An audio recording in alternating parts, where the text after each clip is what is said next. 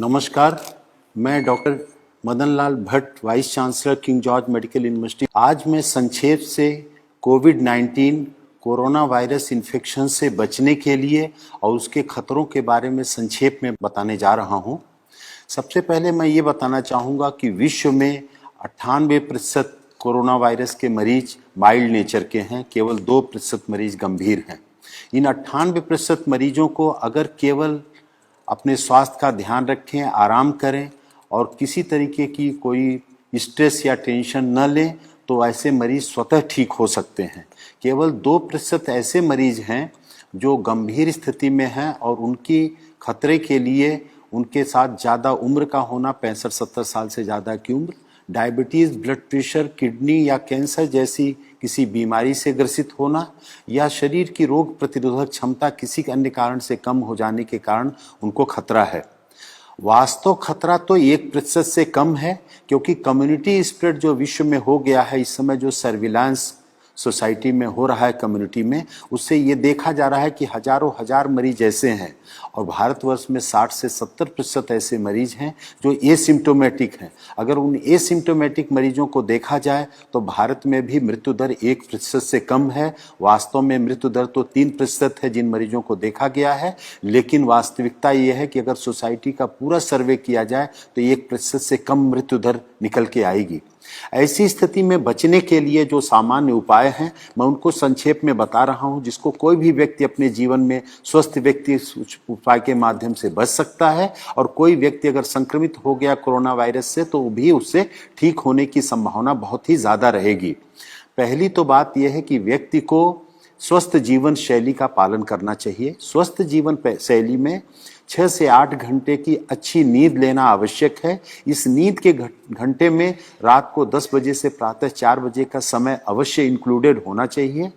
दूसरा आवश्यक है कि व्यक्ति को पर्याप्त मात्रा में पानी पीना चाहिए।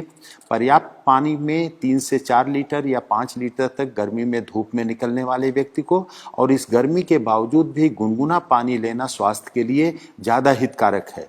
तीसरा जो अति आवश्यक विषय है कि सुपाच्य पौष्टिक भोजन लेने की आवश्यकता है समय समय से, और फलों और सब्जियों का बहुतायत में प्रयोग करने की आवश्यकता है। इस समय पे fast food, junk food, cold drinks, ice cream, इन सब से बिल्कुल बचने की आवश्यकता है। स्मोकिंग से बिल्कुल बचने की आवश्यकता है। और कुछ ऐसी औषधियां हैं जो पूरा विश्व जिनकी गुणवत्ता को मानते हुए प्रयोग कर रहा है, वो भारत के आयुर्वेद में भी प्रचलित हैं, उनका भी प्रयोग करने की आवश्यकता है बचने के लिए और इलाज की दृष्टि से भी। इसमें सबसे आवश्यक है जो सिट्रस फ्रूट्स हैं, नींबू, संतरा, मौसमी, उनका सेवन करना।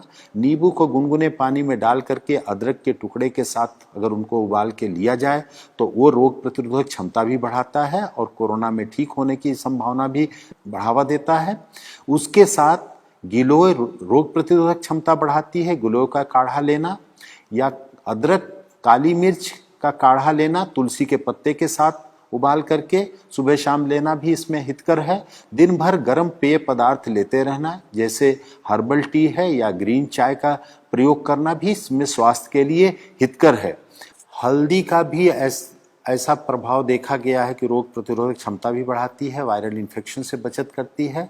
तो हल्दी दूध में डाल करके साथ में अगर काली मिर्च को भी प्रयोग किया जाए, खास तौर से हल्दी 4 तो काली मिर्च 1 के अनुपात में अगर दूध में डाल करके लिया जाए तो ये भी कोरोना इन्फेक्शन में सहायक है।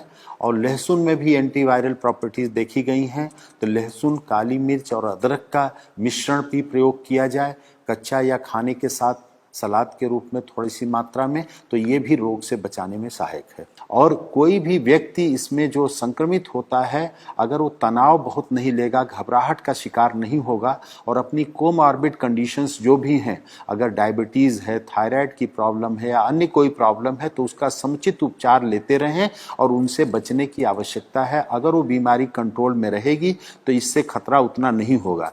और एक सौभाग्य की बात है कि प्रारंभ में माना जाता था कि गर्भवती महिलाओं के लिए, बच्चों के लिए भी ये बहुत खतरनाक बीमारी हो सकती है, लेकिन जो भारत में देखा गया है कि गर्भवती महिलाएं भी बहुत जल्दी ही शीघ्र वायरल फ्री होकर के डिस्चार्ज हो रही हैं। हमारे किंग जॉर्ज चिकित्सा विश्वविद्यालय में 2 महिलाएं 6 महीने और 8.5 महीने की प्रेगनेंसी के साथ 5 दिन से कम समय में वायरल फ्री होकर के डिस्चार्ज हो गई। छोटे बच्चों में भी 3 महीने का बच्चा, एक गोरखपुर में, हमारे यहाँ 2.5 वर्ष का एक बच्चा, उत्तर प्रदेश में एक और 9 महीने का बच्चा, ऐसे महाराष्ट्र में भी छोटे बच्चे नवजात शिशुओं को वायरल इन्फेक्शन से, इस कोरोना वायरस से मुक्ति बहुत ही शीघ्र मिल गई।